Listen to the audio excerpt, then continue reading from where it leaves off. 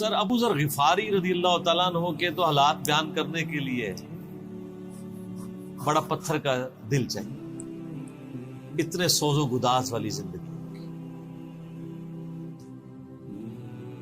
ہاں، جامعہ ترمذی میں حدیث ہے، نبی صلی اللہ علیہ وآلہ وسلم نے ارشاد فرمایا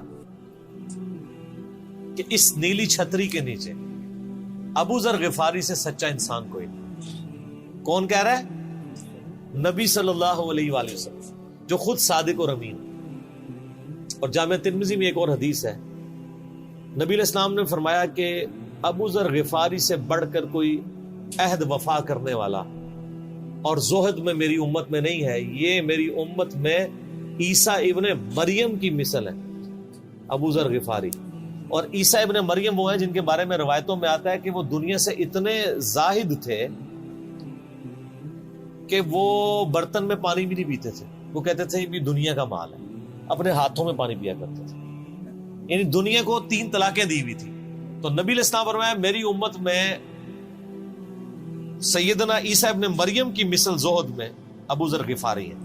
یہ لفظ ہے ابو ذر غفاری، غفاری نہیں ہے لفظ، غفاری زیر ہے اور فا کے اوپر تشدید بھی نہیں ہے۔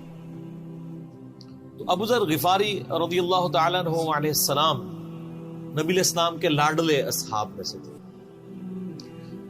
صحیح بخاری میں ان کے قبول اسلام کا پورا واقعہ موجود ہے۔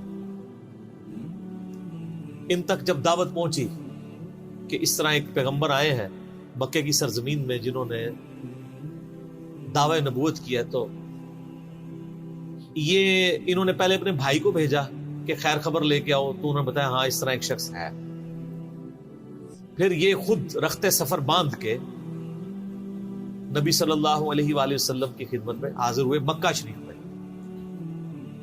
تو صحیح بخاری میں آتا ہے کہ یہ گئے، یعنی مکہ شریف میں اب ڈر بھی رہے تھے، میں کیونکہ ان کو پتا تھا کہ نبی علیہ السلام کی مخالفت بھی بہت زیادہ ہے، کہ اگر میں کسی سے نبی علیہ السلام کے بارے میں پوچھا تو ہو سکتا ہے میرے ساتھ کوئی ایسی ایکٹیویٹی پرفارم نہ کر دے۔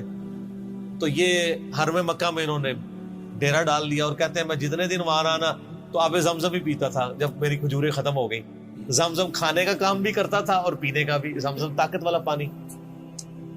تو کہتے ہیں سب سے پہلے میری جس شخص سے ملاقات ہوئی وہ سیدنا علی ابن ابی طالب تھے رضی اللہ تعالیٰ عنہ علیہ السلام۔ تو کہتے ہیں حضرت علی نے جب مجھے آبزرو کیا نا تو مجھے اپنے ساتھ گھر لے گئے، کہ پردیسی ہے، کھانا شانا کھلایا، رات ٹھہرایا۔ کہتے ہیں نہ انہوں نے مجھ سے پوچھا کہ کس لیے آئے ہو، نہ میں نے ان کو بتایا۔ یہ میں آپ کو اخلاقیات بتا رہا ہوں کہ دعوت کا کام کتنا ٹھنڈے کر کے کرنا پڑتا ہے۔ آپ تو کہتے ہیں پہلے دن ہی کسی کو رفع الیدین شروع کروا دیں، اتنا آسان نہیں ہوتا یہ۔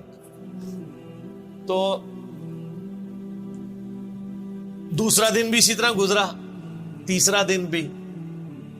تو 3 دن کے بعد ابو ذر غفاری نے خود حضرت علی پہ اعتماد کیا، اور ان کو اندازہ ہوا کہ یہ بڑا، تو انہوں نے کہا میں یعنی ایک، اور حضرت علی نے بھی ایکسپوز نہیں کیا کہ میں نبی علیہ السلام کے قریبی لوگوں میں سے ہوں۔ تو ان کا کہ مجھے تم ایک اچھے انسان لگے ہو تو میں اس کام کے لیے آیا ہوں، تو تم مجھے گائیڈ کرو محمد ابن عبداللہ کے بارے میں ان سے ملنا چاہتا ہوں صلی اللہ علیہ وسلم۔ تو سیدنا علی نے کہا کہ واقعی وہ تو اللہ کے پیغمبر ہیں، اور اس طرح۔ تو پھر وہ حضرت ابو ذر غفاری کو نبی علیہ السلام کے پاس لے گئے۔ نبی علیہ السلام کے پاس تھوڑی دیر بیٹھے، انہوں نے اسلام قبول کر لیا۔ اور سر اسلام کیا قبول کیا، اتنا اعلیٰ درجے کا ایمان۔ نبی علیہ السلام فرمایا تم اپنے قبیلے میں واپس چلے جاؤ، جب مکے میں ہمارا غلبہ ہوگا یا کوئی اللہ تعالیٰ راہ نکالے گا، ابھی تو جو بھی اسلام قبول کرتا ہے اس کی پھینٹی لگتی ہے، تو میں کوئی نہ کوئی تمہیں مطلب بتا دوں گا، ابھی تم اپنا ایمان پوشیدہ رکھو، اپنے علاقے میں چلے جاؤ۔ ان کا یا رسول اللہ ایسے نہیں ہو سکتا۔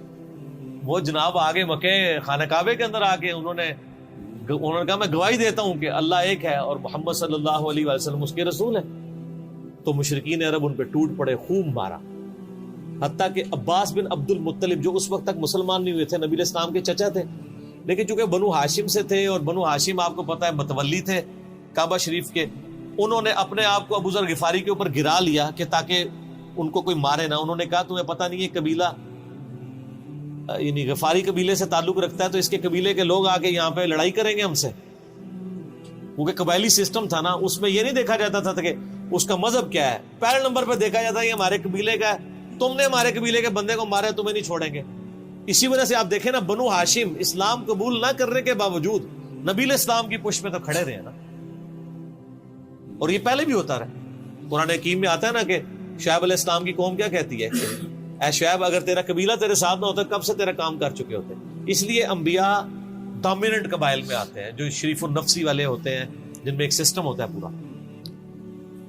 تو اور پھر جو ہے نا وہ اگلے دن پھر ابو ذر غفاری نے اس طرح کلمہ پڑھا، پھر ان کی پٹائی ہوئی، پھر حضرت عباس نے ان کو بچایا اور پھر وہاں سے یعنی وہ چلے گئے۔